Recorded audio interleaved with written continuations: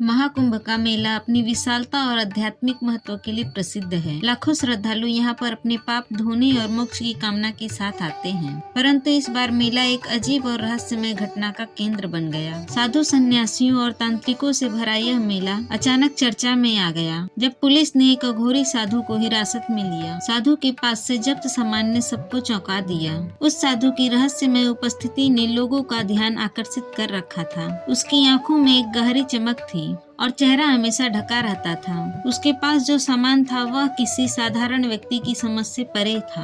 एक दिन मेला क्षेत्र में गश्त लगाते हुए पुलिस को सूचना मिली कि एक साधु संदिग्ध गतिविधियों से लिप्त है। वह मेला क्षेत्र के एकांत कोने में, जहां आम श्रद्धालु भी कम जाते थे, गहरे ध्यान में बैठा हुआ था। उसके चारों ओर अजीबोगरीब आकृतियां मिट्टी पर उकेरी गई थी। कुछ दियों में जलती हुई काली और धुएं में मिलती जड़ी बूटियों की गंध से पूरा क्षेत्र रहस्यमय हो गया था। पुलिस ने साधु की इस असामान्य स्थिति को देखकर वहां तुरंत पहुंचने का फैसला किया। कहानी में आगे बढ़ने से पहले अगर आप भी भगवान को मानते हैं तो वीडियो को लाइक करके कमेंट बॉक्स में हर हर महादेव जरूर लिखें। साधु गहरे स्वर में कुछ मंत्र पढ़ रहा था। उसकी आवाज इतनी गंजत और विचित्र थी कि वहां पहुंचते ही पुलिस वालों को असहजता महसूस होने लगी। जैसे ही पुलिस ने उसे रोका, उसने अपनी गहरी और चमकदार आंखें खोली। साधु की उपस्थिति में एक अजीब सा आकर्षण और भय था। एक पुलिस अधिकारी ने कड़क होते हुए पूछा, तुम क्या कर रहे हो? साधु ने शांत मन से उत्तर दिया,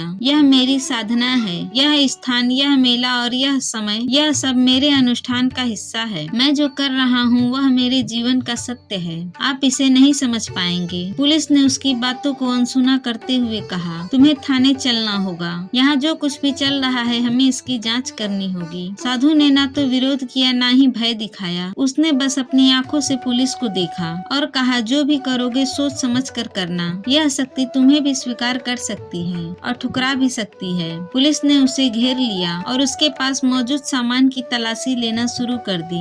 उसके पास एक बड़ा सा थैला था जो दिखने में साधारण था, लेकिन वजन और आकार में किसी रहस्यमय चीज की ओर इशारा कर रहा था। जब पुलिस ने थैले को खोला तो उसकी सामग्री देखकर सभी चौंक गए। थैले में कुछ पुरानी फटी हुई किताबें थीं, जिनके पन्ने रहस्यमय चित्रों और अज्ञात भाषाओं के शब्दों से भरी हुई थी। वहाँ एक शीशे की छोटी सी बोतल थी जिसमें गहरे रंग का तरल पदार्थ भरा हुआ था। इसके अलावा थैले में एक सिलाई से पूरी तरह बंद किया हुआ छोटा पैकेट था। पुलिस अधिकारी ने पूछा, यह क्या है? साधु ने धीरे से कहा, यह मेरा सबसे कीमती सामान है, इसे मत छूना। यह वह शक्ति है जो मेरे गुरु ने मुझे सौंपी है। पुलिस ने उसकी चेतावनी को अनदेखा करते हुए पैकेट को खोल दिया। पैकेट के भीतर से एक सुनहरे धागे में बंधा हुआ छोटा सा लॉकेट निकला। यह लॉकेट साधारण नहीं था। इसके ऊपर बने हुए चिन्ह किसी प्राचीन तांत्रिक ग्रंथ के प्रतीत हो रहे थे। पुलिस अधिकारी ने पूछा, यह किस प्रकार का लॉकेट है? साधु ने अपनी आंखें बंद कर ली और गहरी सांस लेते हुए बोला, यह मेरे गुरु द्वारा दिया गया दिव्य लॉकेट है। इसके भीतर एक शक्ति समाई हुई है जो सृष्टि के नियमों से परे है। इसे छूने का मतलब है इसे जागृत करना, और जो इसे जागृत करता है वह इसके परिणामों को भोगने के लिए बाध्य होता है। जैसे ही पुलिस अधिकारी ने लॉकेट को अपनी हथेली में कसकर पकड़ा,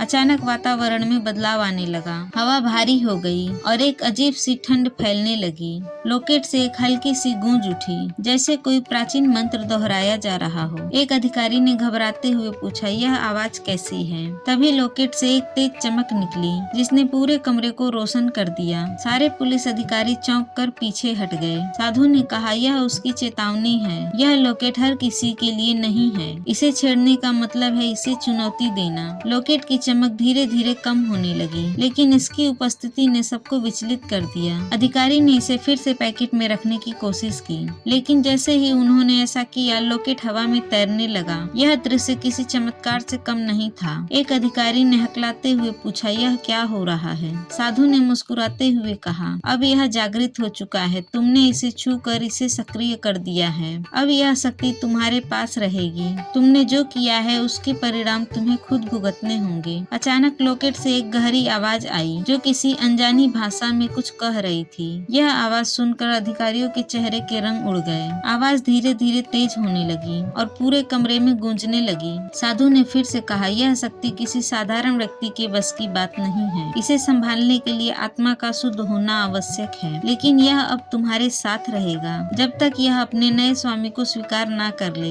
पुलिस अधिकारी अधिकारी अब घबराते हुए लॉकेट को वापस साधु को देने की कोशिश करने लगे। साधु ने सिर हिलाते हुए कहा, यह अब मुझे स्वीकार नहीं करेगा। यह तुम सबका है। इसे समझने और इसकी परीक्षा देने के लिए तैयार रहना। इस पूरी घटना ने पुलिस को गहरे सदमे में डाल दिया। साधु ने अंत में कहा, अब यह शक्ति तुम्हारे जीवन का हिस्सा है। इसे अपनाना होगा, नहीं तो यह तुम्हें समाप्त कर देगा। लॉकेट से निकलने वाली हल्की चमक ने माहौल को और भी रहस्यमय बना दिया। ठंडी हवा चलने लगी और पुलिस अधिकारियों को एक अजीब सा भय महसूस होने लगा। जैसे ही लॉकेट की चमक बढ़ने लगी, वातावरण में कुछ अदृश्य शक्तियों का प्रभाव महसूस होने लगा। पुलिस अधिकारियों ने देखा कि उनकी दृष्टि धुंधली होने लगी। एक अधिकारी ने डरते हुए पूछा, यह क्या हो रहा है? तभी आसपास की जगह जैसे किसी अदृश्य बल से घिरने लगी। ठंडी हवा की झोंकी एक अजीब सी गंध के साथ बहने लगी। कुछ अधिकारियों को ऐसा प्रतीत हुआ जैसे उनके कानों में किसी अनजानी भाषा के मंत्र फुसफुसाए जा रहे हैं। अब यह शक्ति जाग चुकी है, तुम इसे रोक नहीं सकते। लॉकेट से अचानक एक तेज चमक निकली।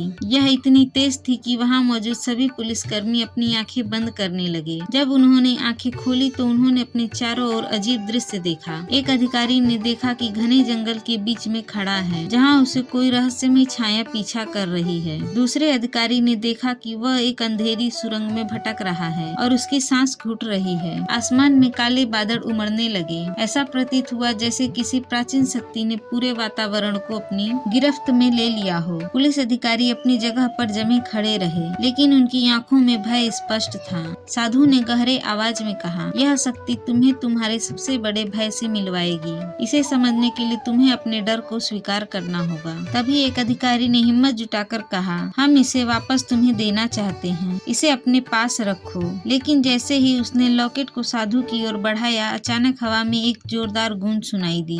लॉकेट ने एक बार फिर से चमकते हुए खुद को हवा में उड़ा लिया। फिर वह धीरे धीरे वहां से गायब हो गया। पूरा माहौल एक अजीब सी शांति में डूब गया, लेकिन उस शांति में भी भय था। साधु ने धीमे स्वर में कहा, यह अब वापस अपने स्थान पर चला गया है। तुम इसे रोक नहीं सकते थे और न ही इसकी शक्ति को समझ सकते थे। एक पुलिस अधिकारी ने साधु से पूछा, क्या यह सच में खत्म हो गया है या हमें फिर से सताएगा? साधु ने गंभीर स्वर में उत्तर दिया, यह कभी खत्म नहीं होता है। यह शक्ति अब तुम सबका हिस्सा बन चुका है। यह तुम्हारे सपनों में, तुम्हारे विचारों में और तुम्हारे जीवन के हर पहलू में प्रकट होगी। यह तुम्हें हर उस क्षण याद दिलाएगी जब तुमने इसे छेड़ने की भूल की थी। पुलिस अधिकारी वापस मेला क्षेत्र की ओर लौटने लगे। जैसे ही वे वहां से निकलने लगे, जंगल के बीचों बीच एक बार फिर से ठंडी हवा का झोंका आया और उनके कानों में धीमे धीमे मंत्र की गूंज सुनाई देने लगी। यह गूंज उन्हें रोकने के लिए काफी कोशिश की।